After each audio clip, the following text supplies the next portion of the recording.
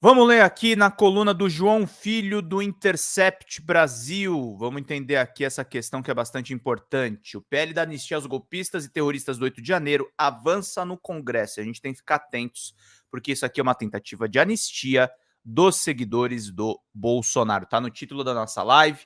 Vamos abordar esse assunto principal. Caroline de Toni, a presidente da CCJ, escolheu Rodrigo Valadares para a relatoria do projeto. Valadares esteve em manifestação golpista em Copacabana. Vamos entender aqui direitinho. A Operação Lesa Pátria da Polícia Federal capturou mais de 200 golpistas do 8 de janeiro que estavam foragidos. Bandido bom é bandido capturado, julgado e com direito à ampla defesa. A isso chamamos de democracia, mas os criminosos golpistas, aqueles que defendem que bandido bom é bandido morto, em um país que não tem pena de morte, preferem chamar de ditadura. Bom, sem novidades, nós já conhecemos bem os padrões morais e democráticos da turma que flerta com o fascismo.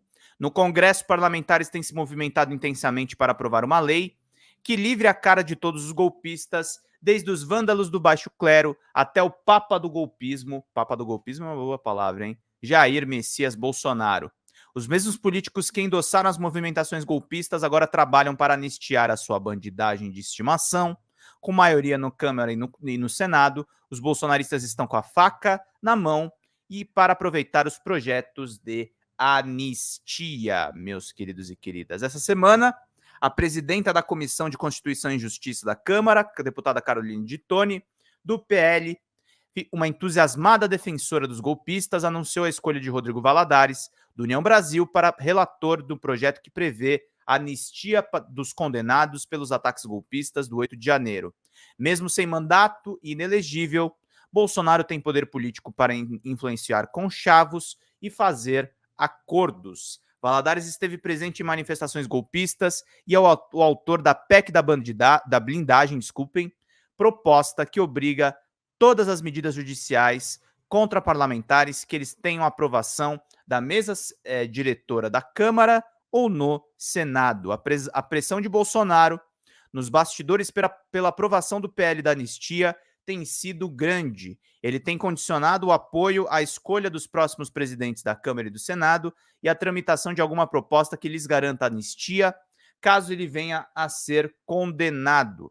Mesmo sem um mandato inelegível, Bolsonaro tem poder político para influenciar conchavos e acordos que determinarão as escolhas dos presidentes das casas legislativas. Isso significa que, na prática, só se elegerá presidente da Câmara e do Senado se o candidato se mostrar comprometido com um projeto que pretende livrar o golpista mor da cadeia. Publicamente, Caroline de Toni e Rodrigo Valadares afirmam que Bolsonaro pediu para não ser beneficiado pelo projeto da anistia, mas ambos já deixaram claro que trabalharão no futuro para que o ex-presidente seja anistiado de alguma maneira. Valadares fala abertamente que Bolsonaro é pré-candidato à presidência para 2026. Quando chegar o momento oportuno, espero ser um agente para trabalhar nesse sentido, para que ele possa se tornar elegível para 2026, porque ele é o nosso pré-candidato de 2026. A primeira-dama do golpismo, Michele Bolsonaro, e o pastor Silas Malafaia também afirmaram de maneira categórica que Jair será candidato às eleições. A sua inelegibilidade é solenemente ignorada, é mais uma demonstração do apreço dessa gente pelas leis e pela democracia. O apreço que eles não têm, né? Os bolsonaristas sabem que a inelegibilidade de Bolsonaro é um fato irreversível, já que ele foi condenado definitivamente pelo TSE.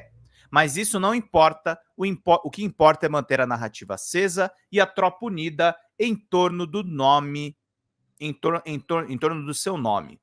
Quando chegar perto da eleição, a inelegibilidade for confirmada, gritarão aos quatro cantos que Bolsonaro foi alijado da disputa pela ditadura do judiciário, entre aspas. Esse discurso já provou que tem força eleitoral e alimenta os ânimos do eleitorado bolsonarista. Os bolsonaristas não têm dúvida que a anistia será considerada inconstitucional. O mesmo acontece com o projeto da anistia, mesmo que ele seja aprovado na Câmara e no Senado, jamais passaria pelo crivo do Supremo Tribunal Federal.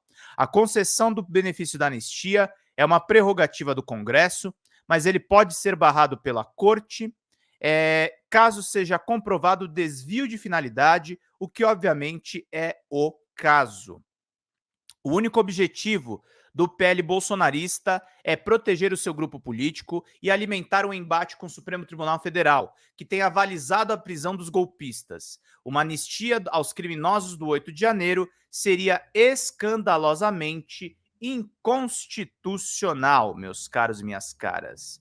Como já adiantou a ministra Carmen Lúcia, a anistia é um instituto que vem dar um caráter humanitário a determinadas situações nas quais as penas sejam consideradas indevidas ou desumanas, ou já deixou de ser lei. Não me parece que é o caso. Se vier ao STF, será judicializado e nós vamos analisar. Os bolsonaristas não têm a menor dúvida de que o projeto será considerado inconstitucional, mas vão continuar fazendo seu showzinho de vitimização, porque esse é o seu grande trunfo eleitoral. Sem projetos, sem realizações, sem nada de concreto para apresentar ao país, resta aos fascistoides posarem de vítimas do sistema. Se por um milagre Bolsonaro conseguir anistia pelos crimes associados ao 8 de janeiro, ainda haverá uma série de crimes pelos quais ele será julgado e provavelmente condenado. Os inquéritos do roubo das joias e da falsificação dos cartões de vacina já estão na boca do forno e recheados com uma pororoca de provas contra Jair Bolsonaro. Há outros em andamento. Se tudo caminhar como se espera, dentro das 4 linhas, Bolsonaro amargará a cadeia junto dos bolsonaristas que vandalizaram os 3 poderes. Como já disse o próprio Jair Bolsonaro, vamos entupir a cadeia de bandidos, tá ruim, é só não fazer besteira, a cadeia é a antessala do inferno, mas é uma questão de opção. Sou contra essa sanha punitivista, mas abro uma exceção para aqueles bandidos que atentaram contra a democracia. João Filho, para variar, escrevendo textos excelentes aqui no Intercept, e a gente tem que ficar atento a respeito desse PL da anistia.